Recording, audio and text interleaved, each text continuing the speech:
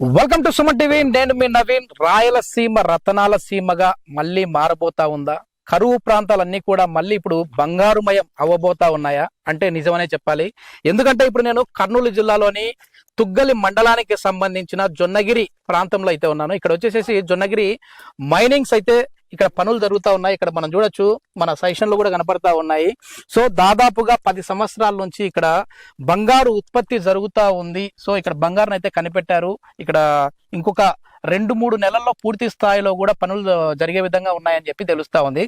అసలు ఈ ప్రాంతంలో ఎప్పుడు ఈ బంగారు నిక్షేపాలు ఉన్నాయని కనుగొన్నారు, అదేవిధంగా ఈ ప్రాంతానికి సంబంధించి ఎన్ని ఎకరాలలో ఈ పనులు జరుగుతూ ఉన్నాయనేది అయితే మన రాయలసీమ ప్రాంతానికి సంబంధించిన కర్నూలు జిల్లాకి సంబంధించి ఇన్ఛార్జ్ కిరణ్ గారు ఉన్నారు. ఆయన అడిగి తెలుసుకుందాం. కిరణ్ నమస్తే. నమస్తే. ఏంటి, ఎట్లా ఉన్నాయి పనులు, ఎట్లా జరుగుతా ఉన్నాయి, అదే విధంగా ఎన్ని ఎకరాల్లో ఈ పనులు జరుగుతా ఉన్నాయి? అంటే ఇక్కడ కొన్ని ఏళ్ల నుండి అంటే జియో మైసూర్ సర్వీస్ లిమిటెడ్ వాళ్ళు ప్రయోగాలు చేస్తున్నారు. అంటే ఇక్కడ అంటే దాదాపు అంటే ఇక్కడ లోపల అంటే అండర్ గ్రౌండ్ లో 1500 ఎకరాల్లో గోల్డ్ ఉందని చెప్పేసి నిర్ధారించుకున్నారు. దీనిలో భాగంగా కొన్నేళ్ల నుండి ఆ తవ్వకాల్లో ఏదైతే స్టోన్ ఉంటుందో ఆ స్టోన్ ని తీసి ఆ స్టోన్ లో ఉన్న ముడి సరుకు దాన్ని ఫిల్టర్ చేసేందుకు చాలా ఎక్స్పోర్ట్మెంట్ అదే ఇతర దేశాలకి పంపడము, దాన్ని ఎట్లా కనుక్కోవాలి, ఎంత మోతాదు వస్తుంది అని చెప్పేసి ప్రయోగాలు చేశారు. ఈ గోల్డ్ మైనింగ్ అనేది చాలా వరకు ఇతర రాష్ట్రాలు మనం చూస్తా ఉన్నాము. అంటే ఈ కేజీఎఫ్ సినిమా వచ్చిన తర్వాత ఇంకా అందరికి ఇంట్రెస్ట్ కనపడతా ఉంది. ఇది కూడా ఒక కేజీఎఫ్, కర్నూలు గోల్డ్ ఓకే. ఏంటంటే ఇక్కడ ప్రజలు ఎట్లా అనుకుంటా ఉన్నారు అంటే ఇక్కడ ఈ గోల్డ్ మొత్తము ఈ పొలాలంతా 3 గ్రామాలకు చెందిన పొలాలు, అంటే 3 గ్రామాలకు చెందిన రైతుల పొలాలు ఇవి. ఆ రైతుల పొలాలు ఉంటే ఒక్కొక్కరి దగ్గర ఉంటే వాళ్ళు ఇష్టపూర్వకంగానే వాళ్ళు ఒక ఎకరాకి ఇంత కాంపెన్సేషన్ చేసుకొని ఈ కంపెనీ వాళ్ళు రీసెర్చ్ చేసుకోవడం జరిగింది. ఇప్పుడు ప్రస్తుతం అంటే 250 ఎకరాల్లో ఈ మొత్తం మైనింగ్ పనులు అంతా చేసుకుంటున్నారు. ఒక కన్స్ట్రక్షన్ వరకు ఒక 250 ఎకరాల వరకు కొన్నవి, కానీ 1500 ఎకరాల వరకు కూడా ఇది ఈ విషయంలో ఉంది కాబట్టి వాళ్ళు 1500 ఎకరాలు కూడా వాళ్ళు స్వాధీనంలో చేసుకున్నారు. అంటే కౌలుకి ఇచ్చారు, అంటే రీసెర్చ్ చేయకుండా వాళ్ళు స్వాధీనంలో పెట్టుకుని రైతులకి వీళ్ళు 250 ఎకరాలు ఏదైతే ఉందో మినిమం మన సమాచారం వాళ్ళు రీసెర్చ్ చేసుకుని వాళ్ళ ఆధీనాలు తీసుకొని వాళ్ళు మొత్తం ప్రయోగాలు చేస్తారు.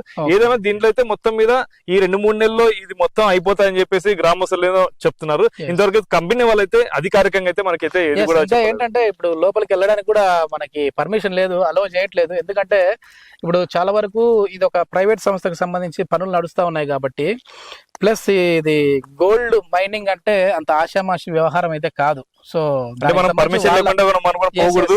అది కూడా ఇది రిజిస్ట్రేషన్ ఏరియా కాదు, వాళ్ళది హార్డ్ వర్క్ రిజిస్ట్రేషన్ ఏరియా. మనం కూడా ఇది ప్రైవేట్ స్థలం, అందులో రైల్వే గేట్ పక్కనే, రైల్వే గేట్ దగ్గర ఇది ఇక్కడ వాళ్ళ స్థలం కాదు. మనం చెప్పుకునే కూడా ఈజీగా మాట్లాడుకోవచ్చు.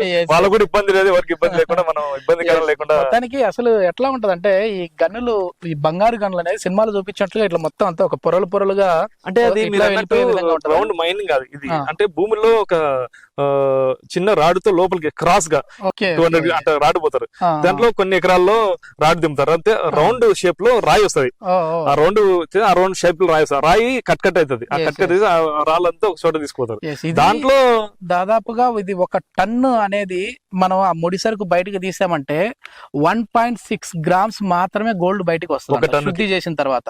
సో ఇది సంవత్సరంలో 750 కేజీల బంగారాన్ని ఉత్పత్తి చేస్తుంది అని చెప్పి అంచనా అయితే ఉంది. సో చూద్దాం రాబోయే రోజుల్లో ఏ విధంగా ఉంటుంది. అదే విధంగా ఇక్కడ ప్రజలతో మనం మాట్లాడాము. వాళ్ళు ఏం చెప్తా ఉన్నారంటే, కిరణ్, చాలా వరకు మాకు ఇంటికి ఒక ఉద్యోగం ఇస్తామని చెప్పేసి అన్నారు, ఆ ఉద్యోగం ఇవ్వలేదు. అంటే వాళ్ళు అంటే మీరు కరెక్ట్ ఉద్యోగం ఇవ్వలేదు. అంటే వీళ్ళ ప్రకారం ఏం చెప్పారంటే, మా కంపెనీ రెడీ అయినాక ప్రతి అంటే గ్రామంలో ఎవరికైతే తీసుకున్న ఇంటికి పొలం ఎవరు తీసుకున్నారో వాళ్ళకి ఉద్యోగం ఇస్తామని చెప్పారు. వాళ్ళు చెప్పారు మేము ఇంకా ఉత్పత్తి స్టార్ట్ చేయలేదు.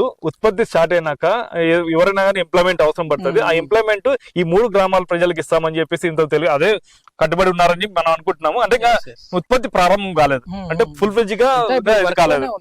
వేరే రాష్ట్రానికి సంబంధించిన వర్కర్లు వచ్చి ఇక్కడ పనులు చేస్తా ఉన్నారు. అంటే దీనికంటూ స్కిల్డ్ లేబర్స్ కావాలి కాబట్టి మొదటిగా స్కిల్ ఉన్న వాళ్ళని అయితే మేము తీసుకున్నాము. గతంలో రాజస్థాన్ లో పనిచేసిన వాళ్ళు కావచ్చు, కర్ణాటకలో పనిచేసిన వాళ్ళు కావచ్చు, వాళ్ళైతే వచ్చి పనిచేస్తా ఉన్నారు.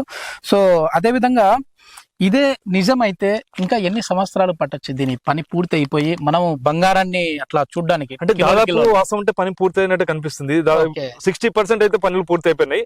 ఓన్లీ 40% అంటే మేజర్ అయితే కాదు, మైనర్ పనులు అయితే ఉన్నాయని చెప్తున్నారు. అంటే అండర్ గ్రౌండ్ కాకుండా పైన మైనర్ ఓన్లీ 40% ఉంది. అది కూడా దాదాపు ఈ సంవత్సరం లేకపోతే వచ్చే సంవత్సరంలో అయిపోతుందని చెప్పి సమాచారం. ఇప్పుడు తులం బంగారం ధర వచ్చేసేసి దాదాపుగా 70 నుంచి 72 వేల మధ్యలో నడుస్తా ఉంది. అదే ఇట్లాంటి బంగారు ఉత్పత్తి చేసే గనులు మన ప్రాంతంలోనే ఉంటే తులం వచ్చేసేసి 30,000కు మళ్ళీ వచ్చే విధంగా ఉంటుంది. 30,000 తులం వస్తుంది. ప్లస్ ఇదే మీరు అన్నట్టు ఏడాదికి 750 కిలోల బంగారం అయితే ఏడాదికి 1,000 కోట్లలో ఆదాయం తెచ్చిపెట్టే 1,400 కోట్ల ఆదాయం అయితే ఉంటది. మళ్ళీ దీని నుంచి ప్రభుత్వానికి బానే ఉంటది. అదే విధంగా మనం లాస్ట్ టైం ఒక వీడియో చేసాం కిరణ్, ఏంటంటే చమురు నిక్షేపాలు కూడా ఇక్కడే, అది కూడా కర్నూలు జిల్లాకు సంబంధించే.